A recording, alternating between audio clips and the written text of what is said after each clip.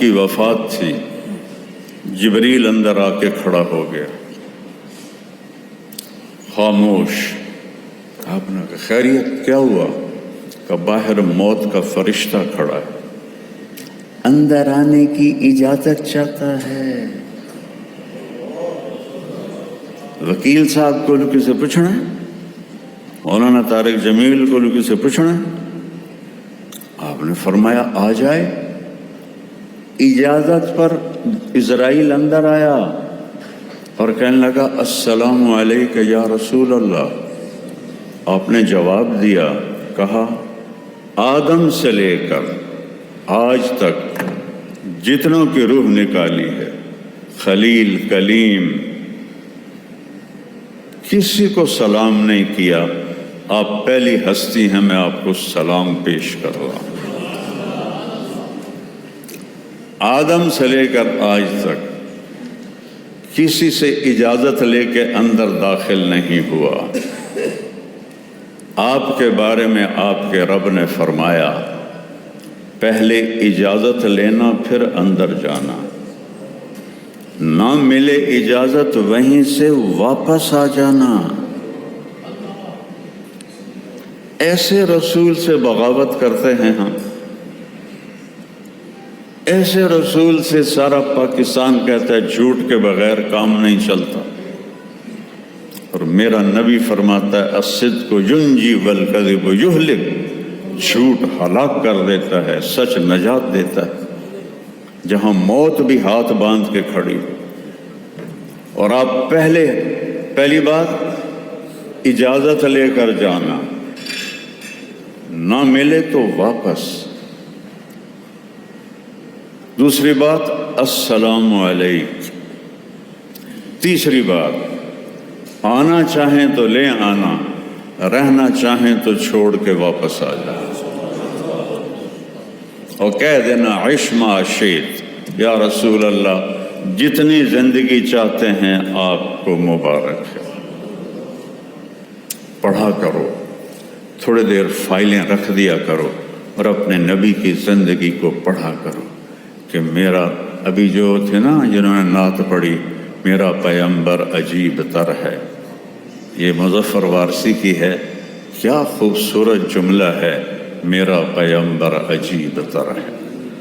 اللہ کے بعد کوئی ہے تو وہ اللہ کا حبیب ہے، اللہ کے بعد کسی کا مقام ہے تو وہ اللہ کے حبیب کا ہے۔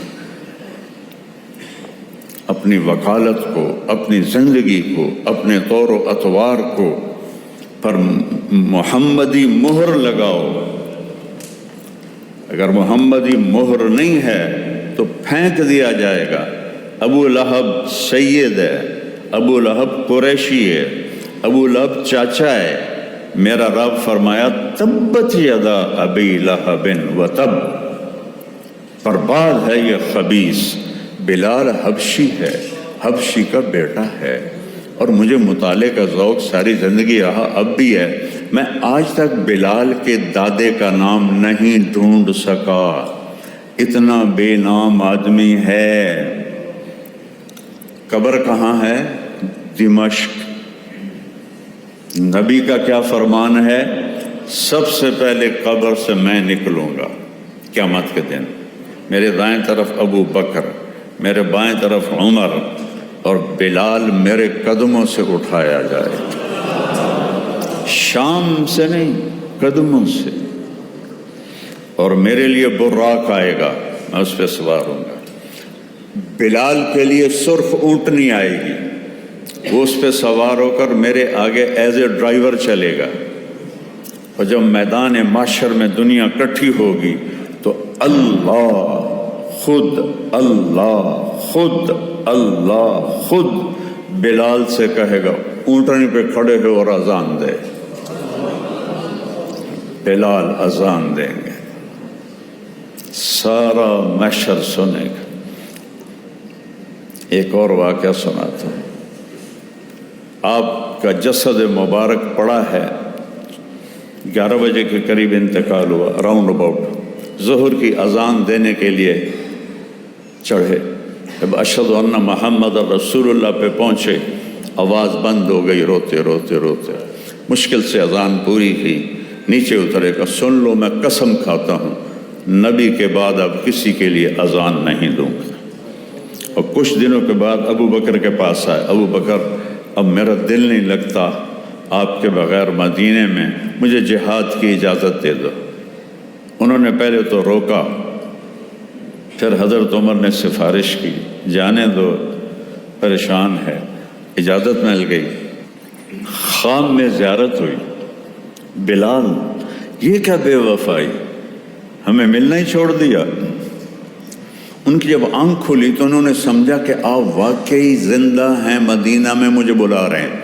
اس قدر سحر ہوا خواب کا کہ اسی وقت اونٹنی تیار کی، 21 دن کا سفر 1 ہفتے میں طے کیا، اور جب مدینے میں داخل ہونے تک ان کو یاد نہیں کہ آپ جا چکے ہیں۔ یا رسول اللہ لبیک میں آ گیا، یا رسول اللہ لبیک میں آ گیا۔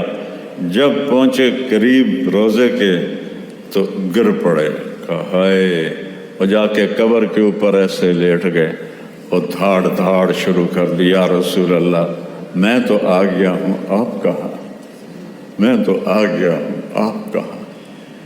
نماز کا وقت ہو گیا، سب کو پتہ تھا، قسم کھائی ہوئی ہے میں نے اذان نہیں دینی۔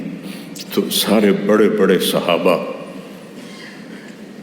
میرے نبی کی آنکھوں کی ٹھنڈک، میرے نبی کی آنکھوں کے تارے، میرے نبی کے راج دلارے، جنت کے سردار حسن حسین کے پاس گئے کہ بھتیجو آج آپ بلال سے کہو کہ اذان دے دے، ورنہ وہ کبھی نہیں دیں گے۔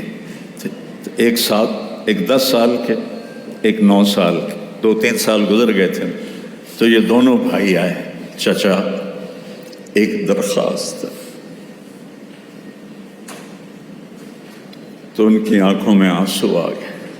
آپ درخواست کہہ رہے ہو؟ آپ تو میرے آقا ہو، حکم فرمائیں کہ جیسے آپ ہمارے نانا کے لیے اذان دیتے تھے آج اذان دیتے۔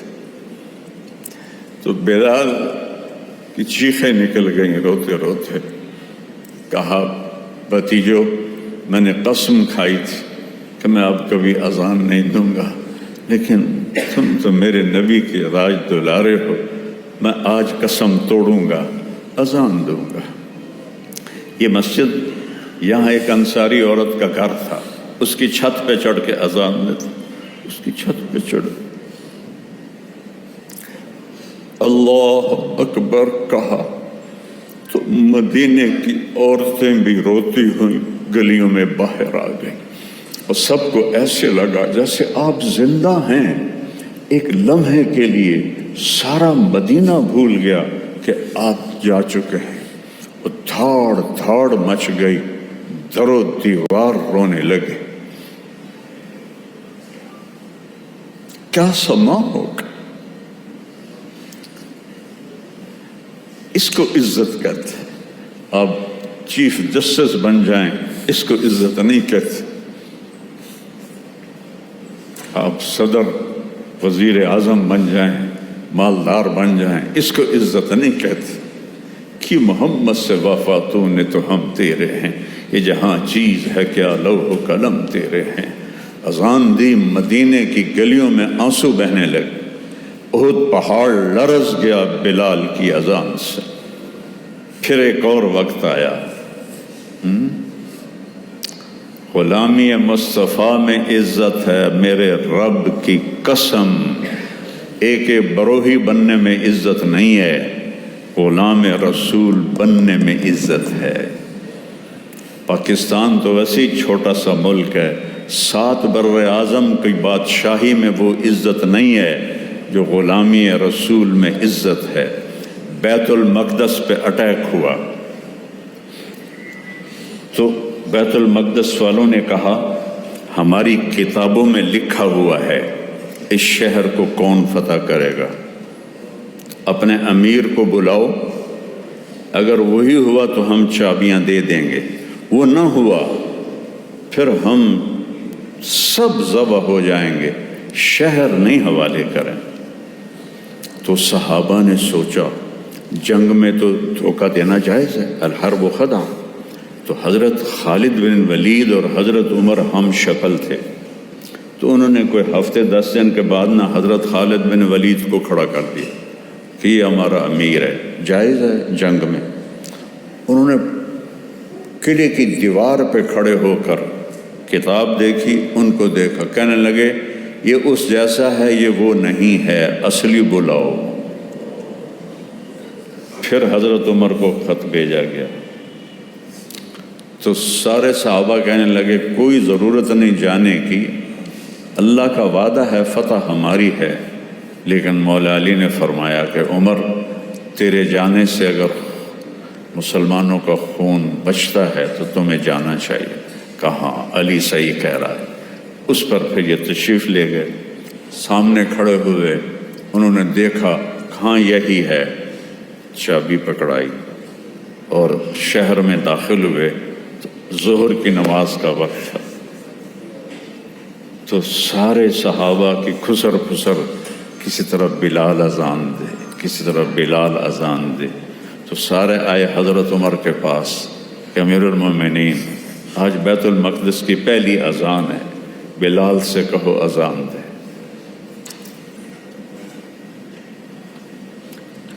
کون سے سید خاندان سے تھا بلال؟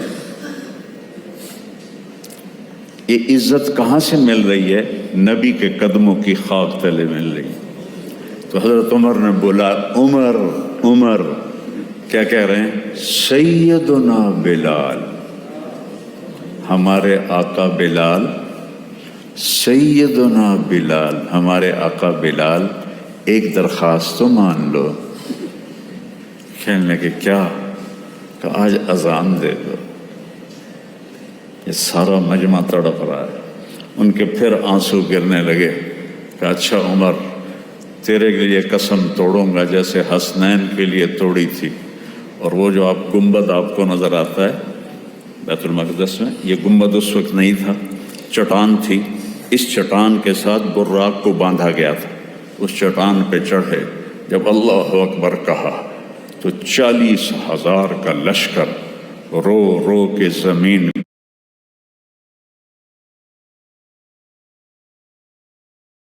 پہ گر گیا۔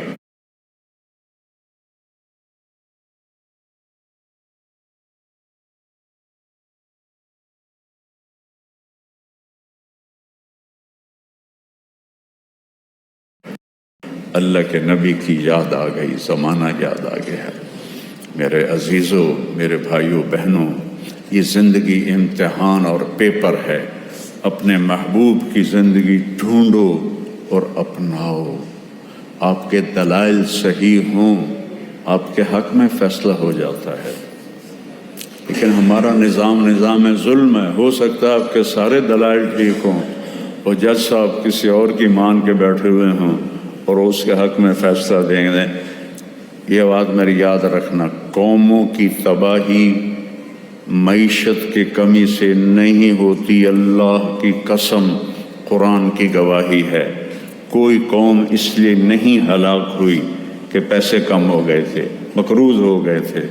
جو قوم ہلاک ہوئی ہے ظلم پہ ہلاک ہوئی ہے، ظلم پہ ہلاک ہوئی ہے، ظلم پہ ہلاک ہوئی ہے۔ اور میں صرف عدالتوں کی بات نہیں کر رہا، میرا ریڑھی والا بھی ظالم ہے۔ اس حال میں سیلاب میں چوریاں کر رہے ہیں، تو میں تو رو رو کے میرا برا حال ہوا ہے کہ یا اللہ، ایک اتنا بڑا عذاب اور ایک اس میں چوریاں ہو رہی ہیں۔